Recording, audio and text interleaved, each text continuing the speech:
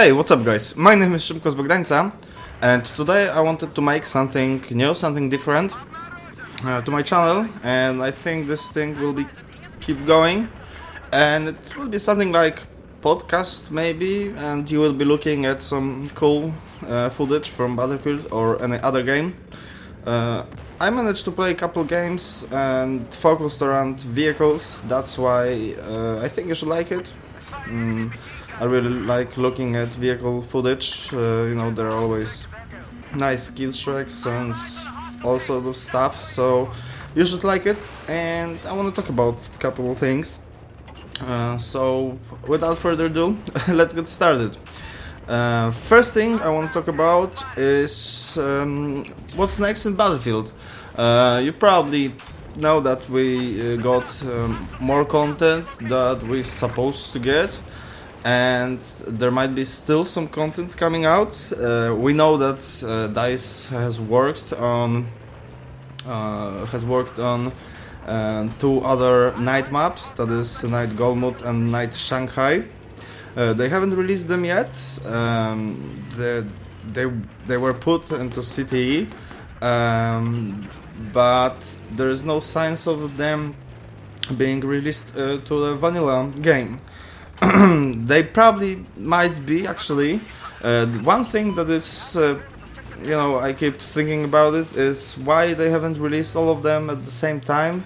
Probably for people to keep coming back to Battlefield 4, since, Hardline wasn't such a big success. They need to keep their players playing, staying with Battlefield, not going to any other franchises, and that's the best thing to do.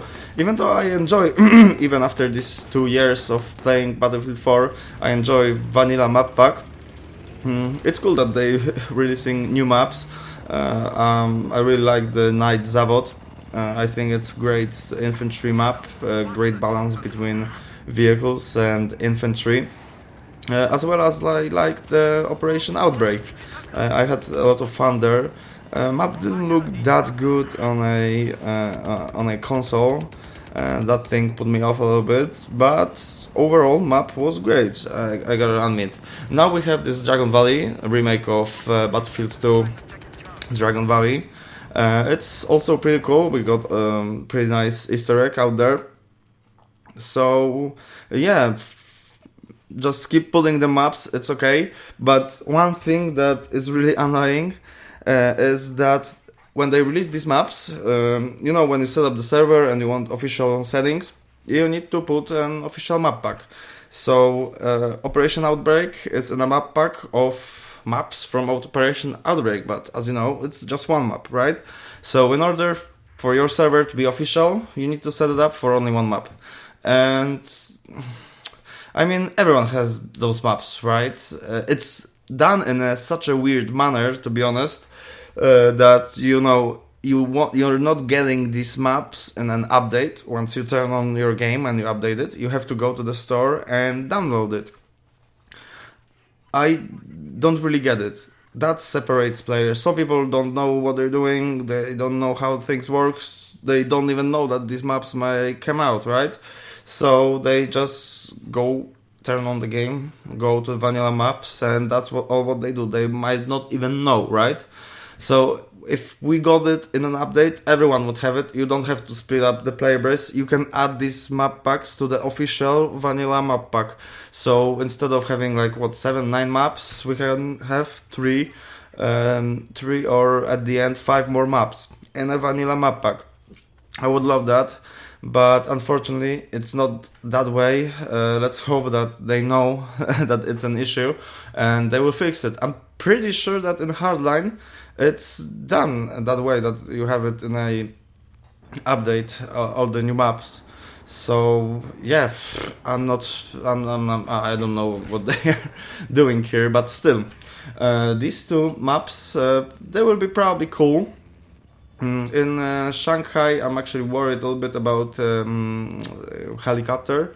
It might be a little bit OP, but overall, they might actually add some nighttime goggles, night vision goggles, like they did in Battlefield in Battlefield Hardline, but then actually all the special sights on weapons will not be as handy.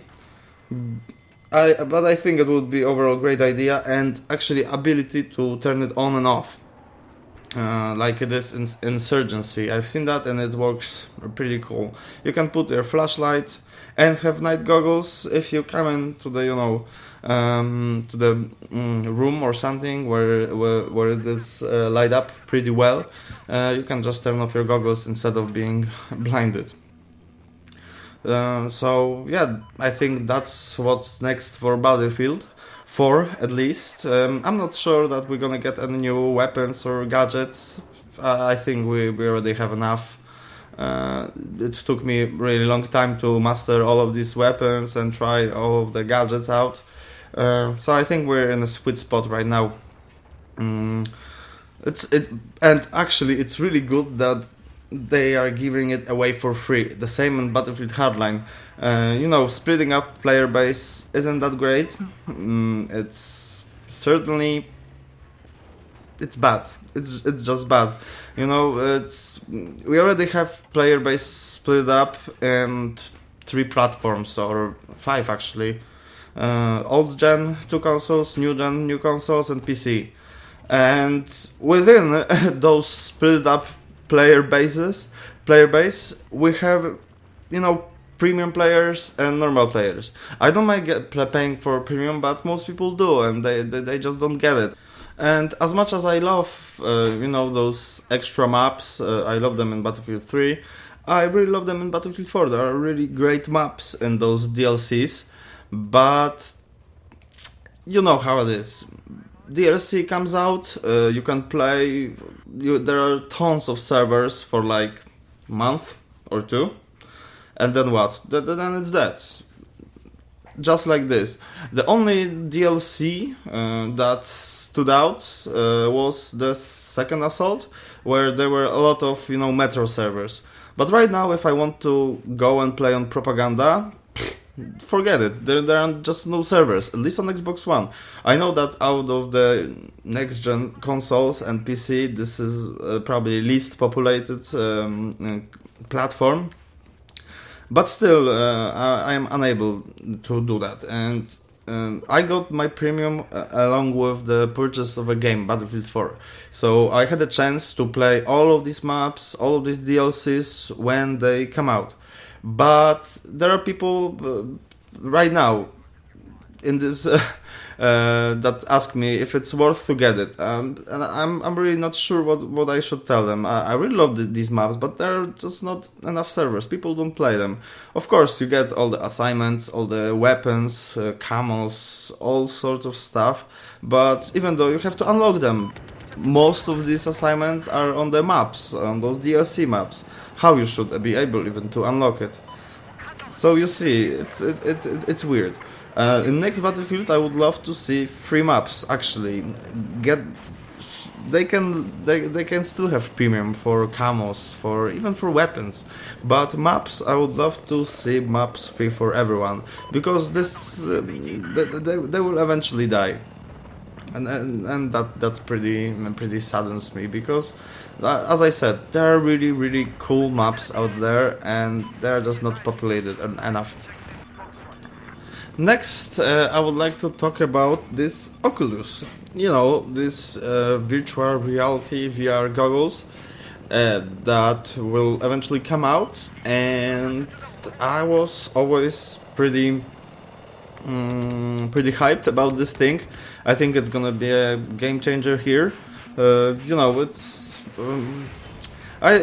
are in 2016 right now, and we still locked onto this 2D boxes that we look at. And when I heard that there's something that will try to fool your mind that you are inside the game, sounds like an awesome idea, right? Yes, it does. But so this Oculus Rift, it was a small company from what I remember. They had a quite big contract with a Swedish or Norwegian army, and they have equipped their VR systems in their tanks or something like this, so the tanker in the military wouldn't have to look out and being vulnerable to enemies' gunfire. And but still, even after that, they were doing quite badly. The development was pretty costly for this thing, and finally had, they finally partnership with a Microsoft, and since PlayStation, the Sony came out with their VR goggles called Project Morpheus. They team up with Oculus and start developing Oculus for Xbox One.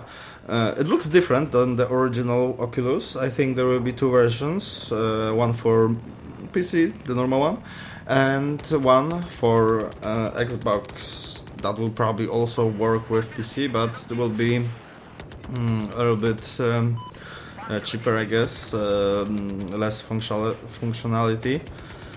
And yeah, Oculus promised that they will stick to $350-400 price tag, but eventually they said that it will cost $600, and I'm like, damn. I know it's a new technology, you know, new cell phones, cars, whatever, cost a lot, especially that it's new kind of things.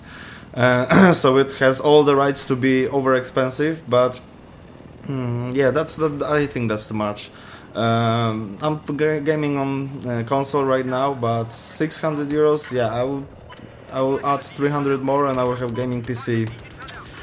You know what I mean? It's I think it's I won't get it at the launch. That's for sure. Maybe I've seen actually PewDiePie playing with Oculus Rift and those indie horror games, and one really interesting thing that graphics is not all. He was playing the game with really shitty graphics, but he was really full that he's inside, like he was getting this headset off his head, and that's pretty cool, but still too expensive. And is it gonna be a big changer in a gaming industry? Yes, I do think so. It will be.